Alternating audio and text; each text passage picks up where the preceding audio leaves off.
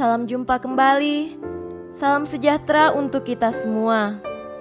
Bapak, Ibu, saudara-saudariku yang terkasih dalam Tuhan kita Yesus Kristus, marilah kita mendengarkan dan merenungkan bacaan-bacaan kitab suci hari Jumat 24 April 2020. Bacaan pertama dari Kisah Para Rasul pasal 5 ayat 34 sampai 42. Tetapi seorang Farisi dalam mahkamah agama itu yang bernama Gamaliel, seorang ahli Taurat yang sangat dihormati seluruh orang banyak, bangkit dan meminta supaya orang-orang itu disuruh keluar sebentar. Sesudah itu ia berkata kepada sidang, "Hai orang-orang Israel, pertimbangkanlah baik-baik apa yang hendak kamu perbuat terhadap orang-orang ini. Sebab dahulu telah muncul si Teudas yang mengaku dirinya seorang istimewa, dan ia mempunyai kira-kira 400 orang pengikut. Tetapi ia dibunuh dan cerai-berailah seluruh pengikutnya dan lenyap. Sesudah dia, pada waktu pendaftaran penduduk, muncullah si Yudas, seorang Galilea. Ia menyeret banyak orang dalam pemberontakannya, tetapi ia juga tewas dan cerai-berailah seluruh pengikutnya. Karena itu, aku berkata kepadamu, janganlah bertindak terhadap orang-orang ini.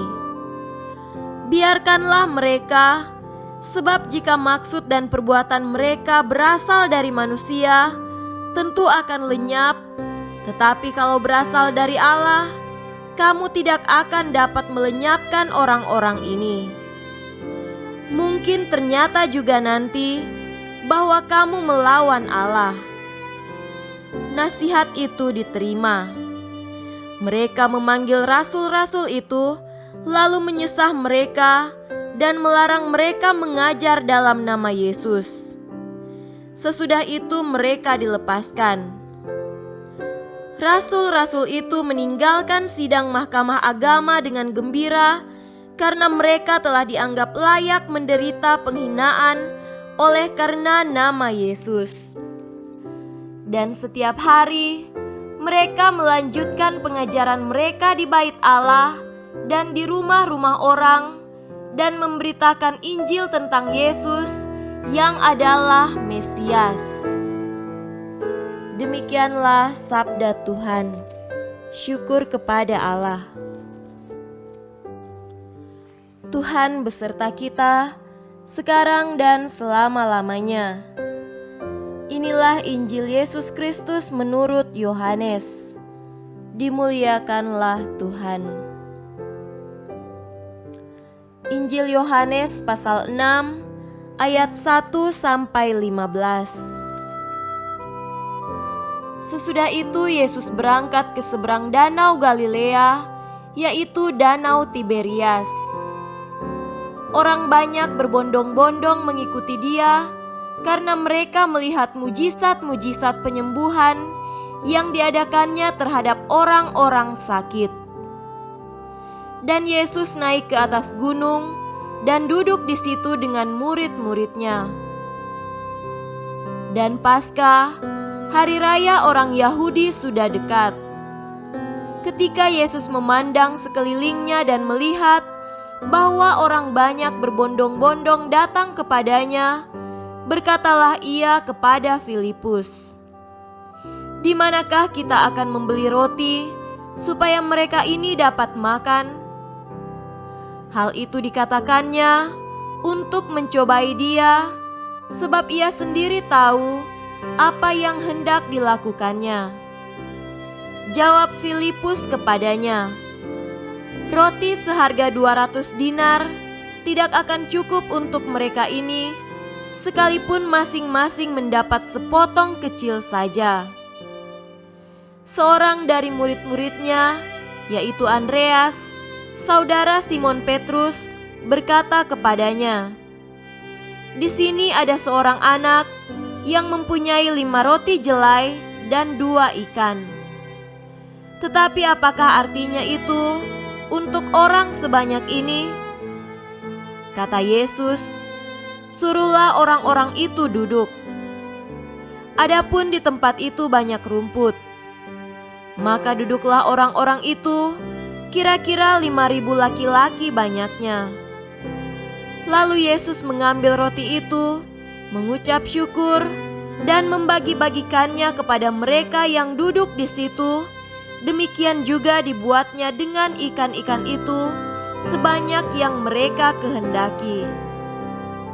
Dan setelah mereka kenyang, Ia berkata kepada murid-muridnya, "Kumpulkanlah potongan-potongan yang lebih, supaya tidak ada yang terbuang." Maka mereka pun mengumpulkannya dan mengisi 12 bakul penuh dengan potongan-potongan dari kelima roti jelai yang lebih setelah orang makan. Ketika orang-orang itu melihat mujizat yang telah diadakannya, mereka berkata, "Dia ini adalah benar-benar nabi yang akan datang ke dalam dunia." Karena Yesus tahu bahwa mereka hendak datang dan hendak membawa Dia dengan paksa untuk menjadikan Dia raja, Ia menyingkir pula ke gunung seorang diri. Demikianlah Injil Tuhan. Terpujilah Kristus. Saudara-saudariku yang terkasih dalam Tuhan kita Yesus Kristus, tema renungan hari ini adalah berkat berlimpah. Dalam bacaan Injil Yohanes, tampak bagaimana Yesus memelihara kehidupan. Orang banyak telah melihat mujizat-mujizat penyembuhan. Orang sakit yang menerima mujizat mendapat hidup yang baru. Orang yang menyaksikan mujizat itu dikuatkan iman mereka. Secara batiniah, Yesus telah memuaskan kebutuhan rohani orang banyak. Namun Yesus tidak bisa berdiam diri, membiarkan begitu saja orang banyak yang sedang mengikutinya. Ia melihat masih ada yang kurang. Kebutuhan jasmani orang banyak itu belum dilayani. Yesus memberikan tugas kepada para murid-Nya untuk memberi makan 5.000 orang laki-laki banyaknya. Itu adalah suatu jamuan makan yang begitu luar biasa besarnya. Para murid tentu saja kebingungan.